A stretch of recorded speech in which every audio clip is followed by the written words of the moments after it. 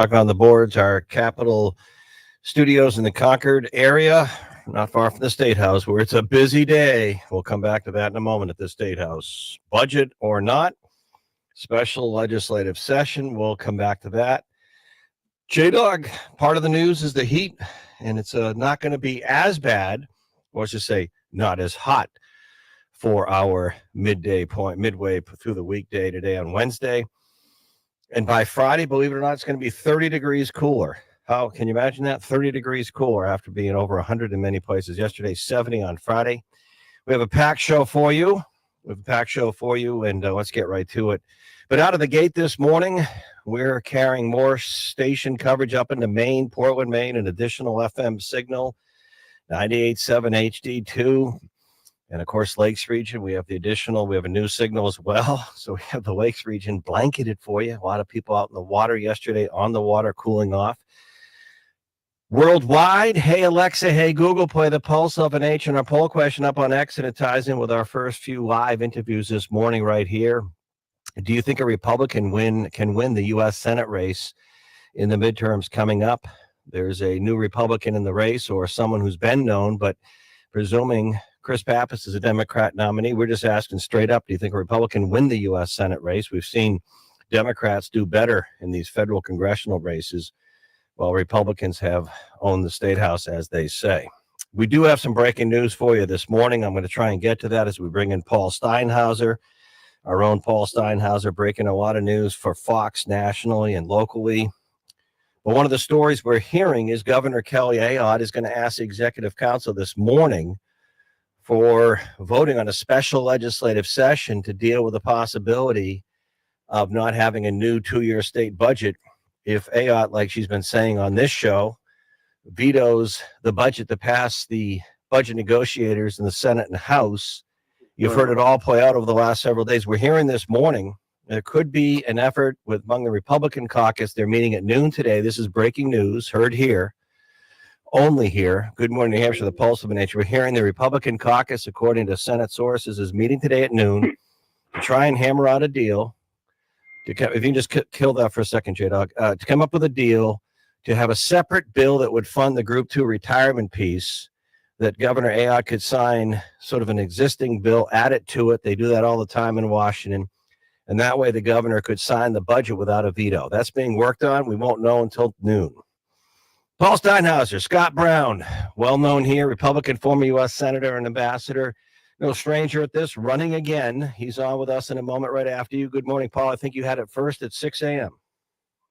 We had it first nationally. Yes, sir. Thanks, Jack. And, yeah, no surprise, right? Scott Brown has been making the rounds in New Hampshire since basically, late last year. He's been meeting with Republican groups, conservative groups. He's been putting in the hard work. He's been all over the state. People have seen him, and this was just kind of the natural conclusion. And he is now obviously the first major Republican to jump into this race.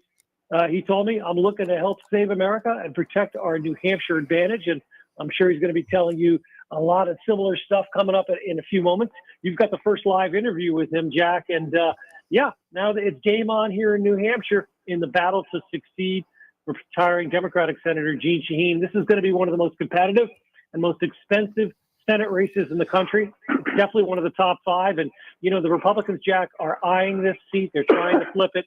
Game on here in New Hampshire. All right, Paul, thank you so much. And I'm glad you had that at first at 6 a.m. before my show at 9. Thank you, Paul. Thanks, Jack. Scott Brown, live right here. Good morning, New Hampshire, the pulse of an age. Good morning, sir. Hey, good morning, Jack, to you and your listeners. All right. I just was curious. A few things.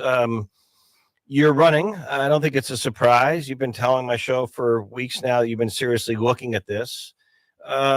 Maybe endorsements don't matter. I'm sure you'd still like to get the nod from President Trump. But you're running, I guess. Why today? Why now?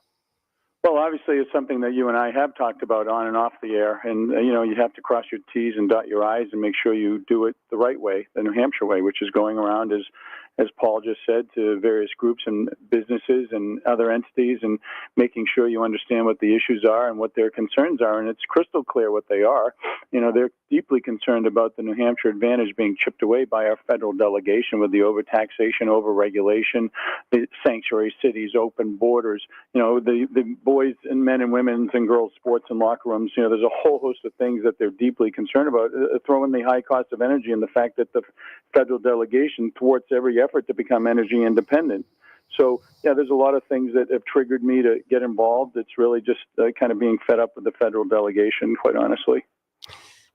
Chris Pappas, well-known name, he's done his terms in the 1st Congressional District. He seems to have frozen the field for the Democrat side.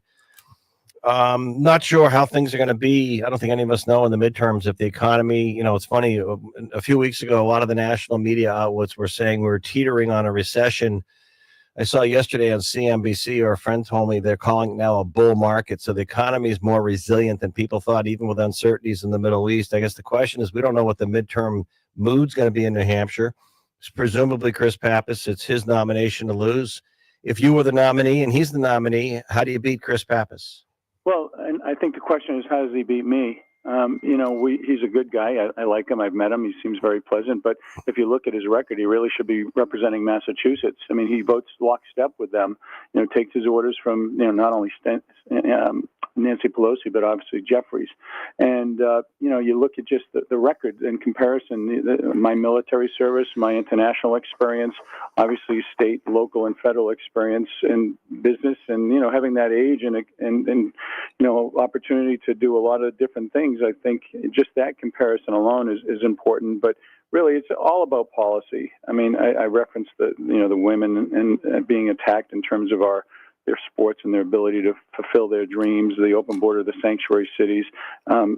He's involved in all that. And imagine this, Jack. Imagine, he owns the restaurant, and that's great. And he comes back and tells his employees, by the way, I voted to make sure you didn't, you did get a tax increase, and that you had to pay for your tips in terms of taxes, and you had to pay your overtime. I mean, how do you do that? So the question is no on everything. Well, how about actually sitting down, getting involved, and actually making a difference in Washington instead of being the person and the party of no?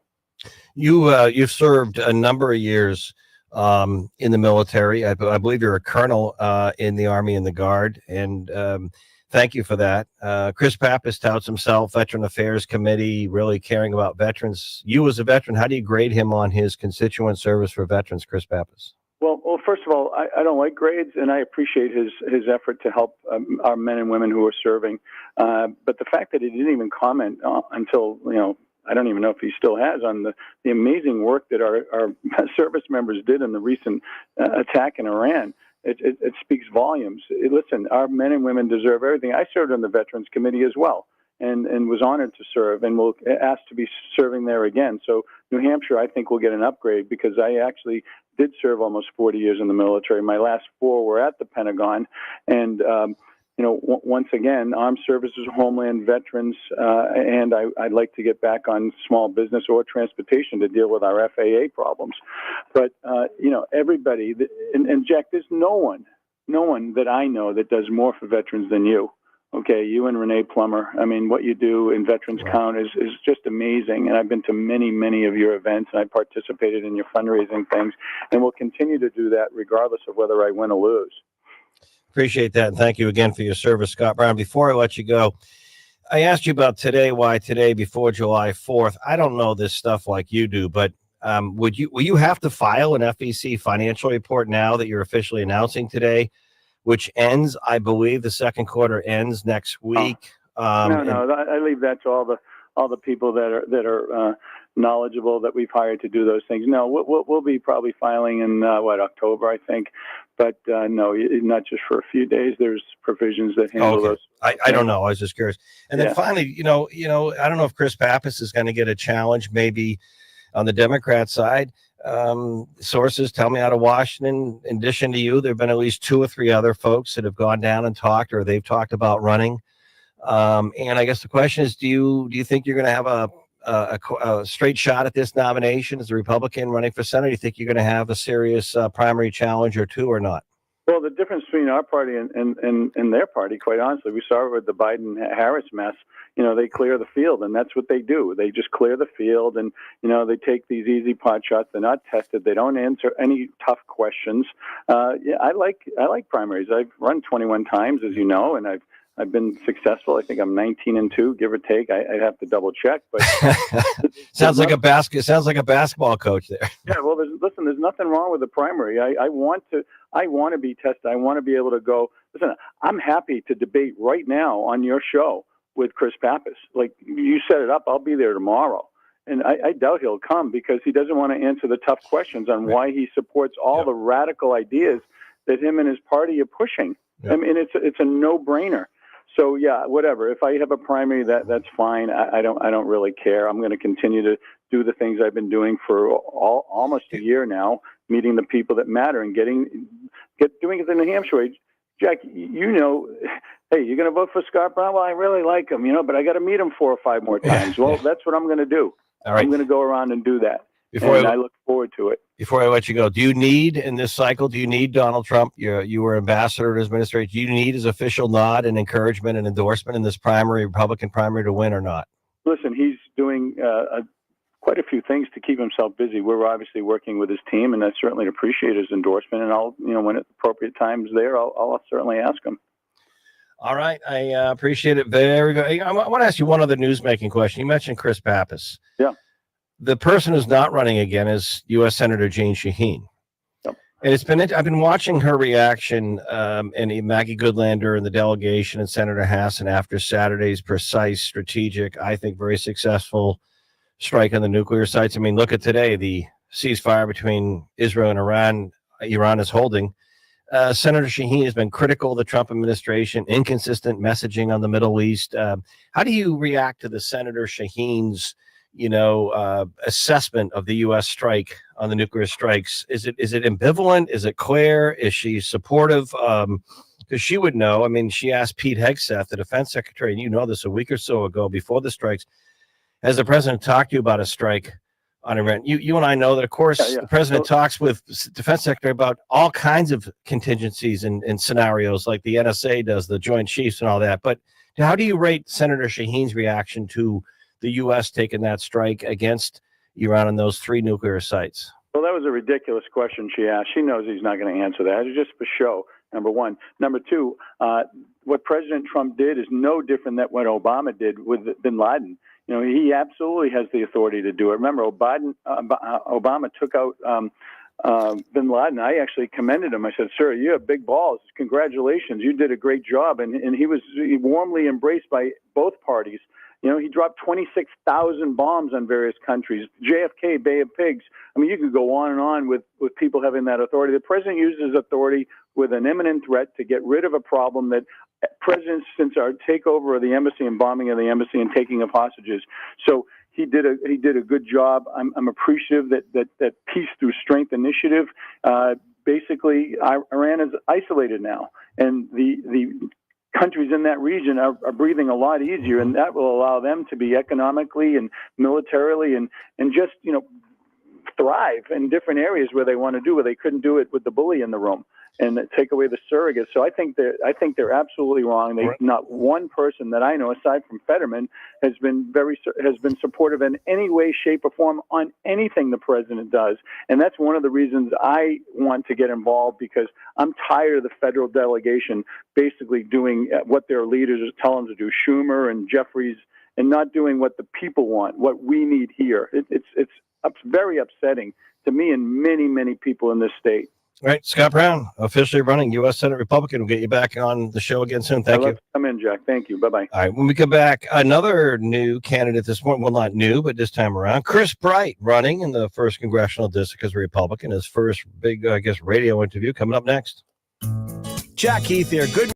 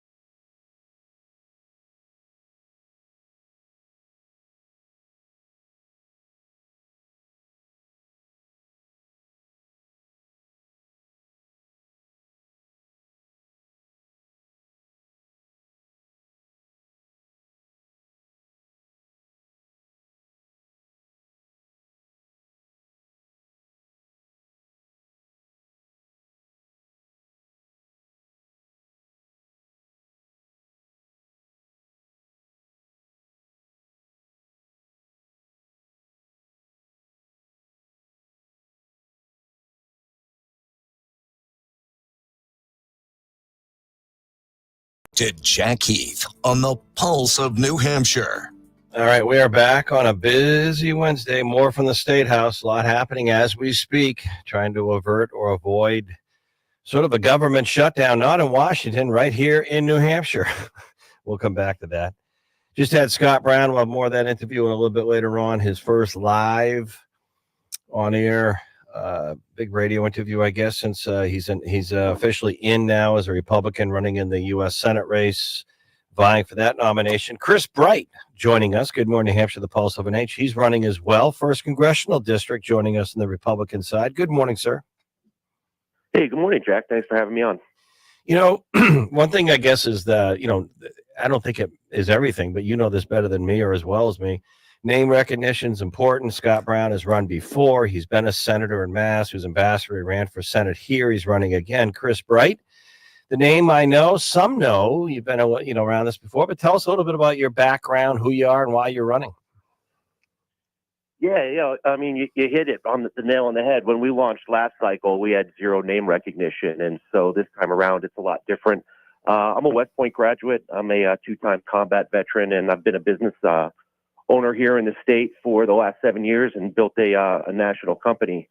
When we launched last cycle, the mission was to go out, and I was frustrated with the representation that we had at the federal level. I likened Granite Staters to political orphans.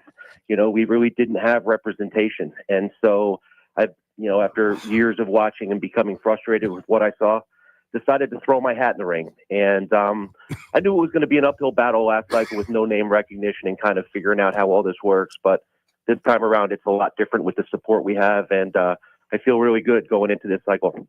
Tell us about your company, the business.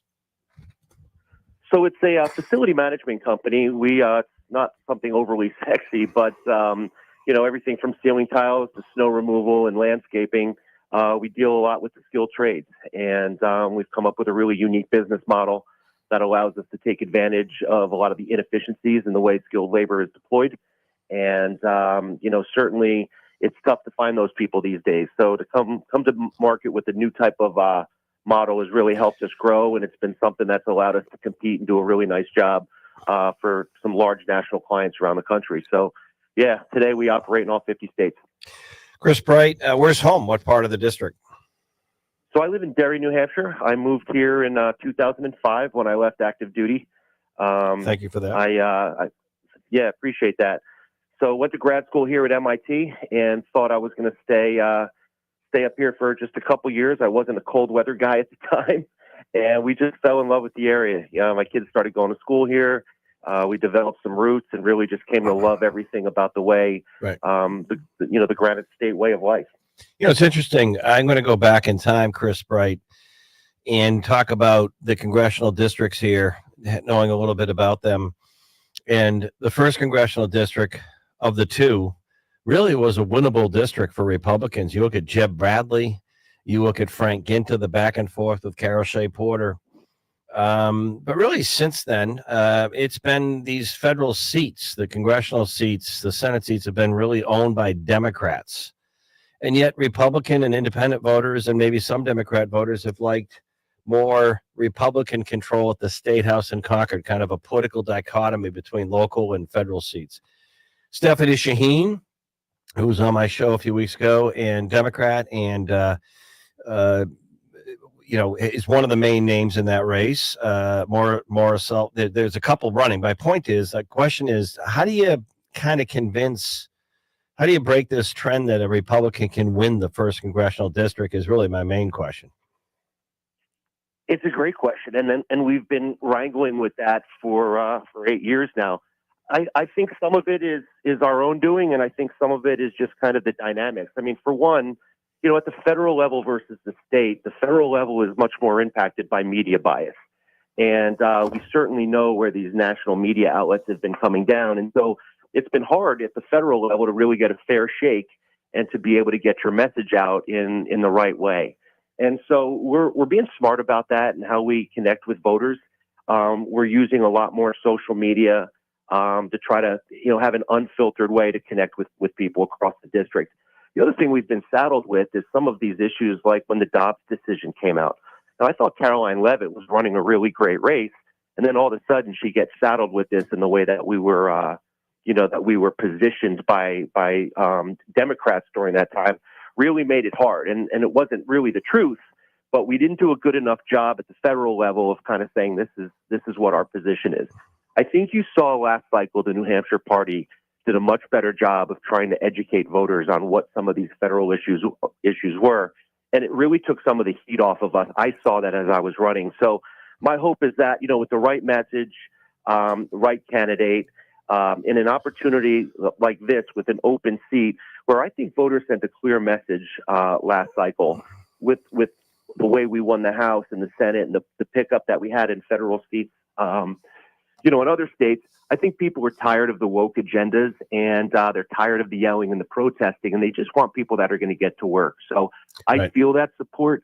One of the things that's different this time is the amount of support I have coming out of the gate, and notably the independence, which to me is really empowering. You referenced Caroline Levitt. She was on my show a week or two ago, and she was the nominee last time, of course, press secretary for the president.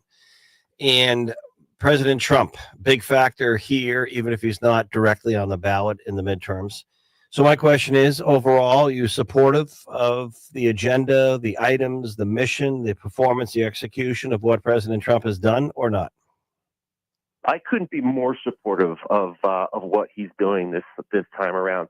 I was on record early on. I'll be very transparent that when he launched the second time and he had all of those, indictments against him, I honestly didn't see how he was going to get past that. And he maneuvered that. And then, of course, after the assassination attempt, to just stand up and show absolute courage, that inspired me. And that was a point for me where I said, I was wrong on this guy. And then how he came out of the gate after his inauguration on January 20th. Our president closed the border in a matter of hours, something that, our federal delegation had refused to do for years, and pushed back on China and their Belt and Road Initiative. I heard you just had Senator Brown on earlier. Now we're living under a nuclear free Iran. I mean, this is a guy that's willing to make the tough decisions. I think he's thoughtful and strategic, and he's decisive. And as a military officer myself, I mean, those are the attributes that I look for in a leader. And yeah, I couldn't be more supportive and appreciative to have this president sitting in this time. All right, Chris Bright, we'll get you back again soon. Good morning, Hampshire. The pulse of an age. Thank you, sir. Thanks, Jack. All right, take a quick break. We'll update you on the State House. Action happening as we speak regarding a new 2-year budget and the process, what's going to happen after tomorrow or during the day. That's next. This is the Pulse.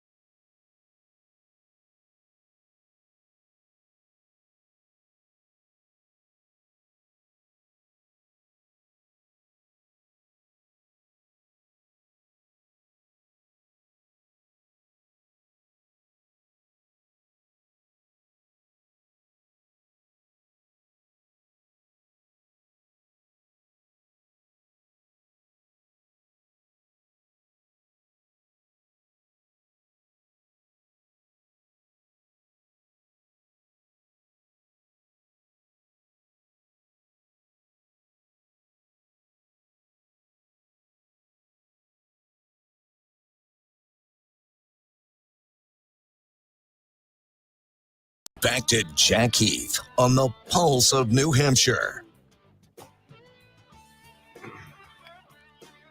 All right, we got a busy show. I do want to give you in a moment, we're getting reports, breaking news on the state budget process, drama, battle.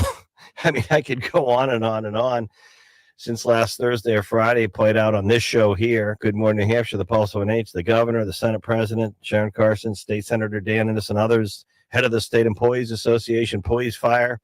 The main real issue is that Group 2 retirement piece. And we're hearing reports this morning that the Republican caucus is going to meet at the State House today at noon. Brad Card on with us, one of our political analysts and all-stars. Just let me get this out. And they're going to go over a process, Brad, which might be a long shot, but it might be doable. You never know. Apparently, sources are telling me the Republican leaders have kind of a tentative not agreement, but an okay from the governor that if they can put on her desk at the same time she had received that budget that she said she's vetoing, a separate bill, so to take another bill and add to it funding for that retirement piece that she's so concerned about for police and fire to avoid a mass exodus and retirement, that she could sign both. In other words, not veto the budget.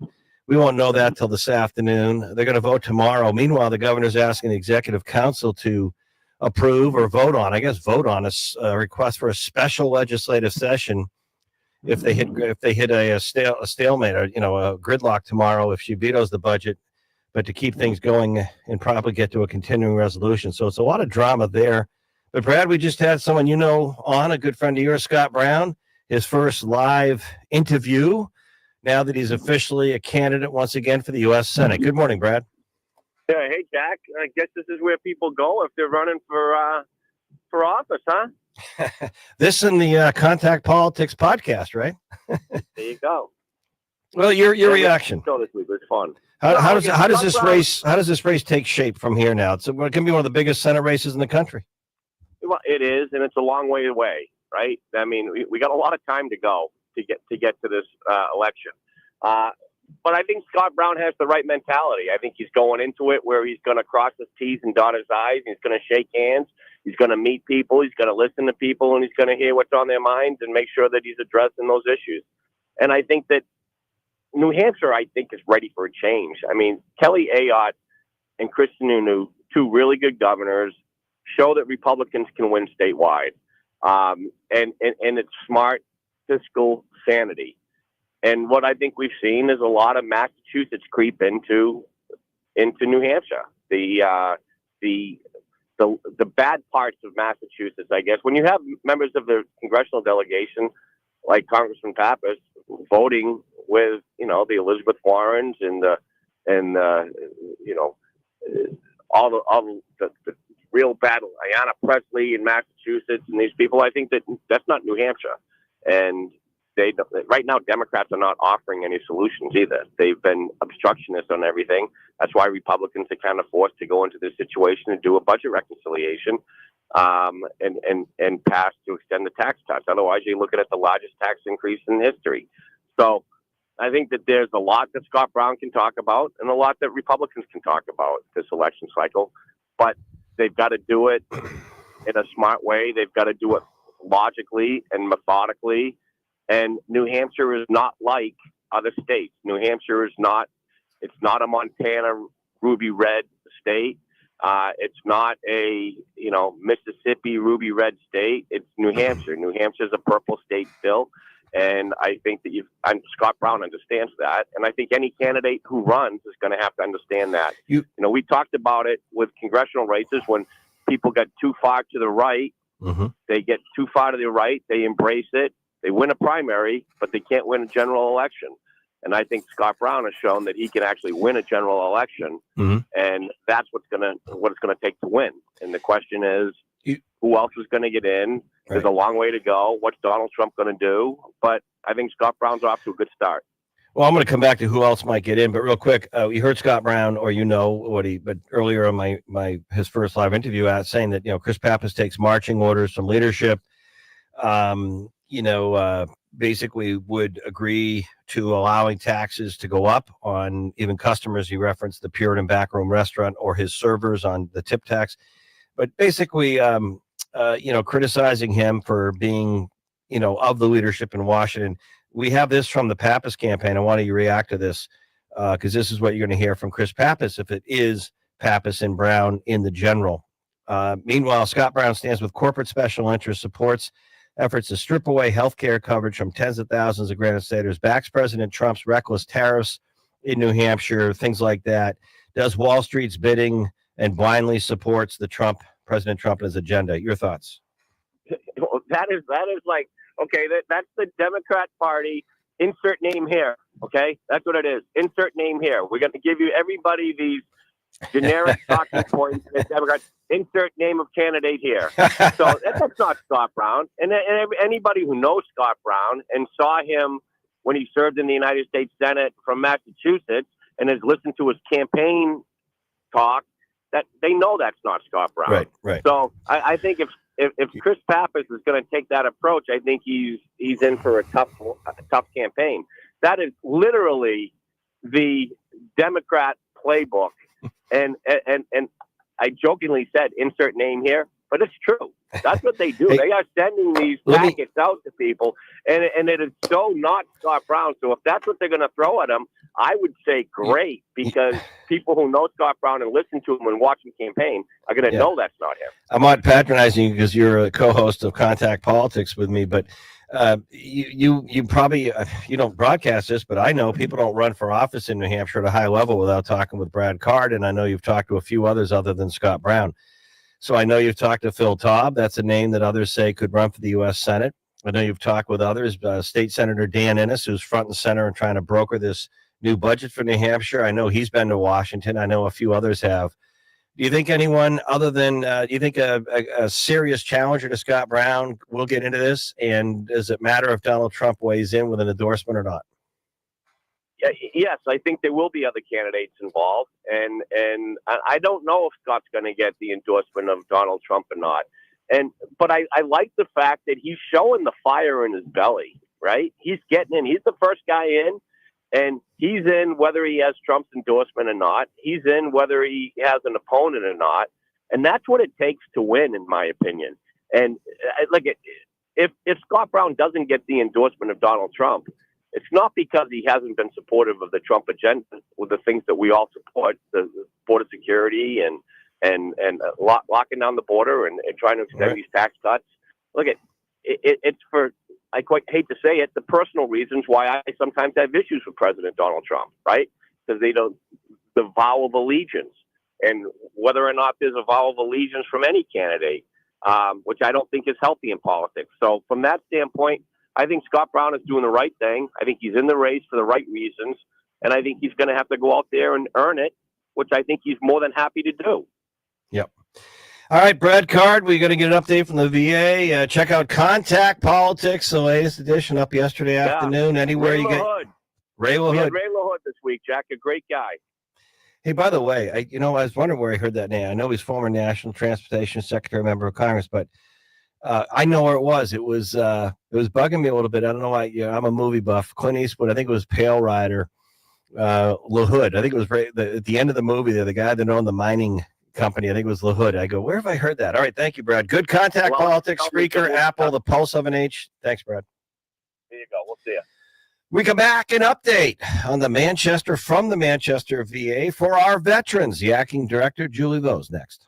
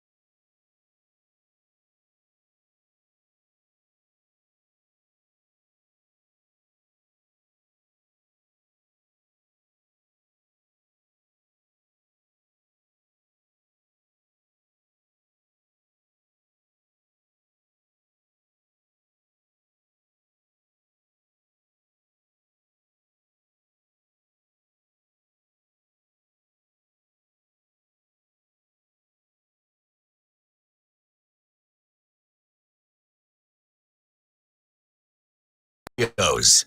Now, back to Jack on the Pulse of New Hampshire. Always good, always important to get an update on the VA and services, programs, people for our veterans. Julie Vos, the acting director, Manchester and beyond. Good morning, director. Hasn't called in yet, Oh, Jack. I apologize. I apologize. I was ready to go. You know what? That's good because you always tell me I'm not ready. I was ready on that one, J-Dog. I was out on the You didn't runway. see me hold up the sheet. I was out on the runway, ready for takeoff, but the air traffic control didn't give me the approval. So I'll wait a minute. That's your picture. Do we need to go through this again? All right. You're on YouTube. Don't forget that. Of course. YouTube, of course, the YouTube channel, The Pulse of an H. Everything here is The Pulse of an H. Let's repeat our poll question while we're waiting for the director, J-Dog. It's up on X. Everything's The Pulse of an H. Make it easy for you. One-stop shopping, one stop to remember The Pulse of an H. Number one, by the way.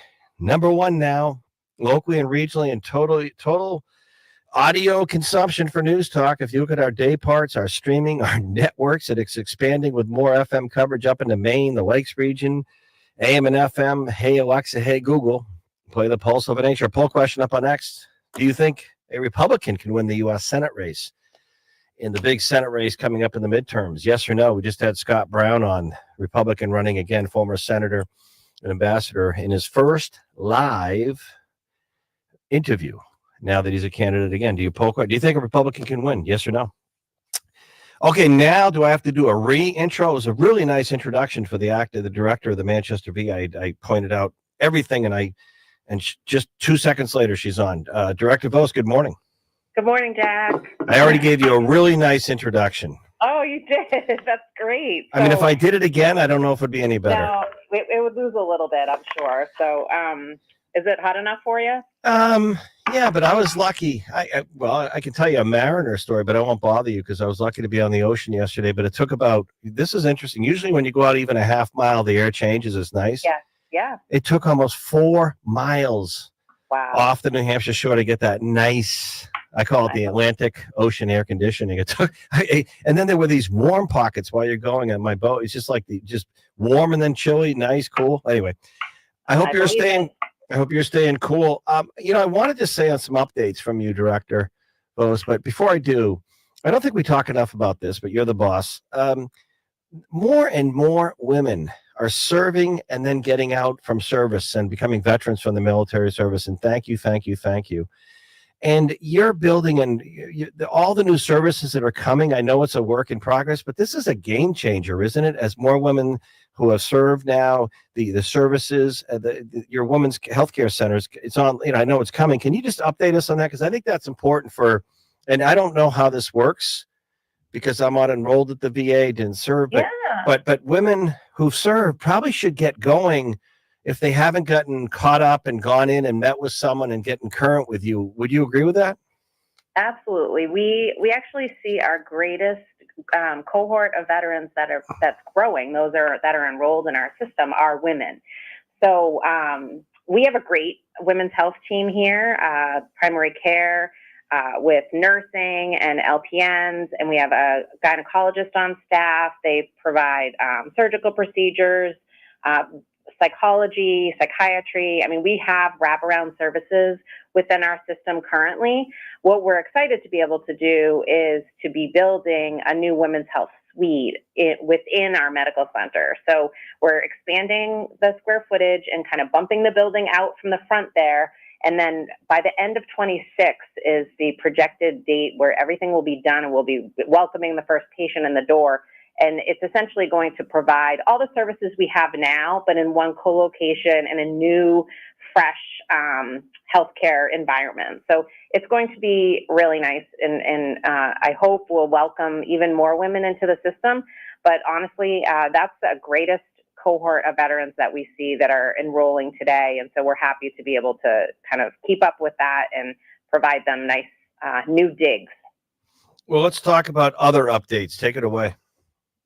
Well, so for anyone coming to campus today, it is still really hot. Just be aware that for today, throughout the summer, we've got voluntary services that will assist you. We have a parking lot shuttle that will pick you up if you're parked too far away from the entrance. There's a number you can call for assistance. It's posted several places around the campus, so if you can just park near it and call it, will come and pick you up at your car. The number is 603-493-8392. If you can't write something down right now, like I said, it's posted at different locations in the parking lot. So please, if you feel like without the longer walk, if it's not for you, we want to come pick you up. So take advantage. And then, so another great thing, we've had a ongoing relationship with the Courier Museum of Art for years now with our whole health program. And so if folks are looking for an activity that you can do inside, we've got the upcoming Arts for Vets creative cohort program starting again. And you do not have to have experience, right? If you're just interested in sort of exploring your artistic talents, you are certainly welcome. Veterans can contact our whole health coordinator, Laura Shannon. She's been on here before with you, Jack. And we've got, her number is 603-624-4366, and she's at extension 205-047. And again, if you cannot write something down right now, it is on our social media platform. So if you think that might be something that you want to join, it's going to take place on the Mondays throughout the month of July. Interesting. So, yeah, and I think we are getting a break in the action temperature-wise. In fact, it's going to be amazing how this swings. But I said this earlier in my show, Julie Vos, director, Manchester VA, that by Friday it's going to be a 30-degree swing. It's going to be 70 for a high versus 100-something. So hopefully, but with buildings, and I just think these types of time, unless it's critical, right? Try and just wait. Even tomorrow is going to feel quite a bit better. What about the other thing I just want to ask you is, when people traditionally, and I just bring up I got an email from a veteran recently thanking me for our continued dialogue here, trying to raise awareness of services available here. And we had our great Air Force veteran, Aaron, who shared with us recently, I think was with you, talking about his incredible checkup or service he received in your Tilton location because he couldn't find a primary doctor, and he moved here, and he was amazed. I think he said it was an hour and I want to say 15-minute appointment. mm-hmm. He had gone to another doctor's practice earlier after he moved here, and after 27 years in the Air Force, and he said he was so rushed in the appointment, he forgot all the questions. He left more stressed than anything, but he went to your VA doctor at Tilton, and he said he goes, no rush. I just felt so relaxed. They did everything, and he just checked. I didn't tell you this. He sent me a note. He sent me a note a week or two ago. Everything they went over in that appointment, I guess it was a month or so ago. He had an issue. I guess I don't want to get into HIPAA, but let's just say more of a type 2 diabetes concern. I'm not going to say his name. And he goes, I feel so much better. I'm feeling better. That appointment was great. So my point is, I think sometimes it's the spouses and the family or the partners of the veteran that get the veteran to finally do something. That was the case in his case, his wife. So my question is, how are we doing, you, me, all of us, reaching the veterans inner circle on getting the veteran to get checked out or go back to the VA and get current and update and take advantage of what they've earned? So we have outreach events. We like to attend as many New Hampshire, veteran themed events that we can get to for sure.